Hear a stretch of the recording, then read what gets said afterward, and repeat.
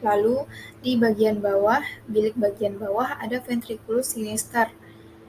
Ventriculus sinister ini membentuk apex cordis hampir seluruh permukaan dan tepi kiri dan permukaan diafragma.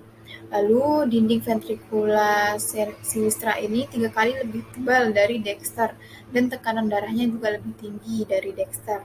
Lalu terdapat trabecula cornea, 2 musculi papilaris besar, dan tidak ada trabecula submarginalisnya. Sirkulasi jantung.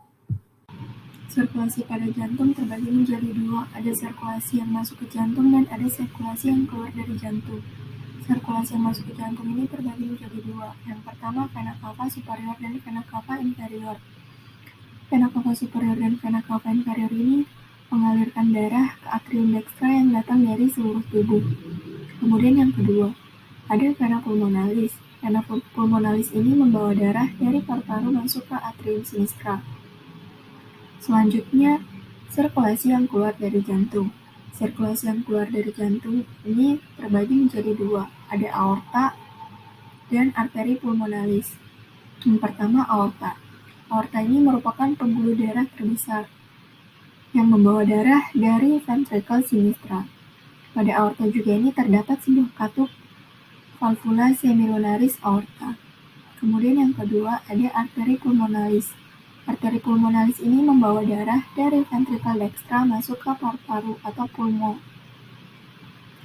Antara ventricle sinistra dan arteri pulmonalis ini terdapat katup valvula semilunaris arteri pulmonalis. Gambar tersebut merupakan gambar dari sirkulasi pada jantung. Ada yang masuk ke dalam jantung dan ada yang keluar dari jantung. Dapat kita lihat bersama sirkulasi yang keluar dari jantung yaitu arteri pulmonalis dan aorta. Arteri pulmonalis ini membawa darah dari ventrikel kanan menuju ke paru-paru. Kemudian aorta ini membawa darah dari ventrikel kiri. Selanjutnya ada juga sirkulasi yang masuk ke dalam jantung. Dapat kita lihat bersama pada gambar ada vena pulmonaris. Vena pulmonaris ini membawa darah dari paru-paru menuju ke atrium kiri. Kemudian ada juga vena cava inferior dan vena cava superior yang membawa darah masuk ke dalam atrium kanan. Selanjutnya ada arteri koronaria. Arteri koronaria merupakan pembuluh darah pada dinding jantung yang memberi nutrisi pada otot jantung. Arteri koronaria kanan dan kiri berasal dari kedalaman kantong-kantong pada sisi kanan dan kiri katup-katup aorta, berupa suatu benjolan pada pangkalnya yang disebut bulbus aorticus atau sinus aortae atau sinus aorticus falsata. Jadi, arteri koronaria ini merupakan percabangan pertama dari aorta, sebelum pembuluh besar ini mendistribusikan darah yang dipompakan oleh jantung ke seluruh tubuh. Arteri koronaria kiri berasal dari sinus aorticus kiri, sedangkan arteri koronaria kanan berasal dari sinus aorticus kanan. Pada gambar dapat kita lihat bersama ada pembukaan pada arteri koronaria kiri dan ada pembukaan pada arteri koronaria kanan yang merupakan percabangan pertama dari aorta.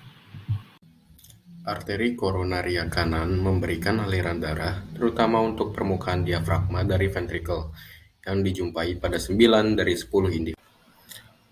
Arteri koroner kanan berasal dari sisi kanan atas katup aorta. Arteri tersebut berjalan menuruni sulcus koroner kanan menuju crux cordis atau pertemuan sulcus koroner dan sulcus interventrikular posterior. Arteri koroner kanan keluar dari sinus aorta kanan dan berjalan di dalam parit atrioventrikular kanan di antara atrium kanan dan ventrikel kanan menuju ke bagian bawah dari septum. Selanjutnya, arteri koronaria kanan memberikan cabang arteri marginalis di daerah anterior, sedangkan pada daerah posterior terdapat cabang arteri atrioventrikular. Arteri ini berakhir sebagai cabang ventrikular posterior atau ramus descendens posterior yang terletak dalam sulcus interventrikular posterior. Arteri koronaria kiri mempunyai diameter 5-10 mm lebih besar dari arteri koronaria kanan. Arteria koronaria kiri mempunyai dua cabang besar, yaitu arteria descendens anterior kiri dan arteria circumflexa kiri. arteria descendens anterior kiri membentuk percabangan septum yang memasok 2/3 bagian anterior septum dan cabang-cabang diagonal yang berjalan di atas permukaan anterolateral dari ventrikel kiri. Permukaan posterolateral dari ventrikel kiri mendapatkan aliran darah oleh cabang-cabang marginal dari arteria circumflexa. Arteri koronaria kiri bercabang menjadi cabang ventrikular anterior atau ramus descendens anterior yang terletak dalam sulcus interventrikular anterior. Cabang kedua adalah arteri circumflexa yang berjalan pada sulcus koronaria. Arteri circumflexa bercabang menjadi dua arteri diagonalis dan arteri marginalis. Cabang-cabang arteri koronaria ini biasanya memberikan aliran darah dengan volume yang besar untuk miokardium, terutama yang terletak pada ventrikel kiri, otot septum ventrikular, dan otot-otot papillaris daerah superolateral dari katup mitral. Demikian juga dengan otot jantung pada atrium kiri, dan cabang arteri untuk sinus node walau jarang. Selanjutnya ada aliran vena jantung. Sebagian besar vena-vena pada dinding jantung juga berjalan menuju permukaan otot jantung, yaitu vena cordis magna, vena cordis parva, vena cordis media, vena marginalis sinistra, dan vena-vena posterior ventrikel kiri. Vena-vena ini kemudian menuju sinus coronarius yang terletak pada permukaan belakang alur atrioventrikular kiri. Sinus coronarius bermuara ke dalam atrium kanan melalui lubang keluar berkatup di permukaan dalam atrium yang disebut ostium sinus coronarius tbc. Vena-vena yang lebih kecil seperti vena cordis minimae, vena ventriculi dextri anterior berjalan dari dinding jantung dan langsung bermuara ke dalam atrium kanan. Selanjutnya ada persyarafan jantung. Jantung dipersyarafi oleh serabut simpatis, parasimpatis, dan sistem syaraf autonom melalui plexus cardiacus. Sistem persyarafan jantung banyak dipersyarafi oleh serabut sistem syaraf otonom, simpatis dan parasimpatis, dengan efek yang saling berlawanan dan bekerja bertolak belakang untuk mempengaruhi perubahan pada denyut jantung, yang dapat mempertinggi ketelitian pengaturan syaraf oleh sistem syaraf otot. Serabut parasimpatis mempersarafi nodus sinoatrial, otot-otot atrium, dan nodus atrioventrikular melalui nervus vagus. Serabut simpatis menyebar ke seluruh sistem konduksi dan miokardium.